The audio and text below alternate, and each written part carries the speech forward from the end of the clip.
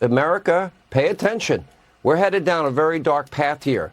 But one disbarred attorney, longtime criminal, Michael Cohen, is having the time of his life. Even gets to sell merchandise, T-shirts with Donald Trump behind bars. He's now reportedly very good friends, by the way, with Trump's former arch nemesis, Rosie O'Donnell, on Monday. Well, she reportedly texted Cohen, quote, "Breathe, relax, tell the truth. You got this. I love you."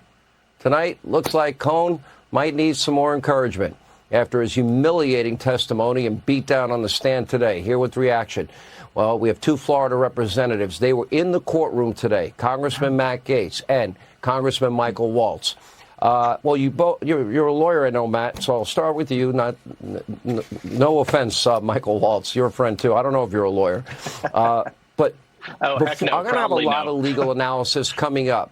But you can provide information by being in that courtroom.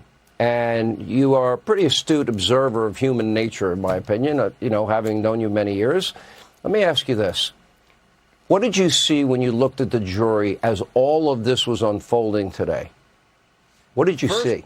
Yeah, when I saw that picture of Rosie O'Donnell and Michael Cohen, I noticed that they're starting to look a lot like one another. I don't know if friendship does that to two people. But in the courtroom, let's not mince words. I believe that there are probably 8 jurors that would be willing to convict Donald Trump of abducting the Lindbergh baby, killing Jimmy Hoffa, and being the second shooter on the grassy knoll based on some of their reactions. And I get the sense there is one juror who sees so clearly through this, and probably 3 others who are very difficult to read, taking copious notes. One of the jurors was choking back laughter as the text messages of Michael Cohen complaining about the harassing phone calls from a 14-year-old were put on the screen. And Michael Cohen, in this circumstance, was dog-walked through a jungle of lies. But the biggest lie he told, he was caught lying on the stand. You never see that. It was a My Cousin Vinny moment because he never spoke to Trump about the closure of this deal he supposedly orchestrated, and the jury was aghast. And even the jurors, who I think want to convict Trump, walked out of that courtroom with their shoulders slumped because they knew Michael Cohen blew this case up. Anyone who relies on Michael Cohen, they lose. So, okay, Mike Waltz, let's get your take, your observations in the courtroom. I mean, everybody that I talked to that was in the courtroom, I mean, they all said it was beyond a moment. For example, the car that made the tracks, you needed positive traction. This car didn't have positive traction in 1967. Remember the scene from My Cousin Vinny, right? Yeah. It sounds like that kind of moment, which, what? It was, and both Matt and I were there to see it. But Blanche had brilliantly set the case up and just reminding everyone, heck, even reminding me of all of the hearings where Cohen had lied, the intelligence committee that he had lied to about Russia, then how he lied to his own lawyer about lying, then how he lied to the judge about lying. He pled guilty to lying and then lied about that.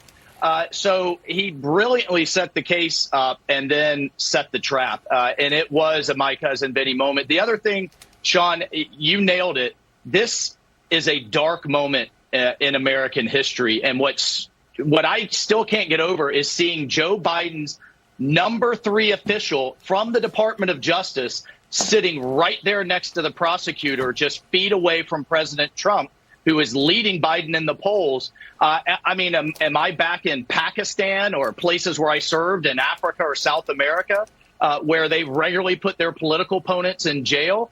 Is this what America has become? It's certainly what New York has become. And then to see Merchant up there with kind of a smirk on his face. Look, judges in Florida, and Matt knows this, they go to such lengths to appear objective. They won't even appear in a photo next to a politician. Yet you have a judge giving political contributions and the daughter making hundreds of thousands. It was mind blowing. I know both of you have not been in the courtroom every day. However, based on today, predictions, do you believe, your read of the jury, you're witnessing this unfold? Do you think you get a hung jury and maybe an acquittal? Or I've always believed you better prepare yourself for the worst in New York City. I don't think Donald Trump can get a fair trial. Matt Gaetz, you have any thoughts? I would predict a hung jury here, and an acquittal is what would be justified in any fair jurisdiction. Michael Cohen, as Waltz just pointed out, is a guy who has lied to every branch of government. I don't even think there are that many Americans walking around today who have even had the opportunity to lie to every branch of government, and yet Michael Cohen has done so. And he is the whole case, Sean. That's why they saved him for the end. They thought they could do all this advanced corroboration, but it crumbled before their very eyes today. Frankly, in a just world, there would be a directed verdict, but Mike Waltz just pointed it out. This judge's own family is financially compromised, and he's trying to aggrandize himself at the expense of our country. All right, I got to go. Mike Waltz, prediction, how's this going to end?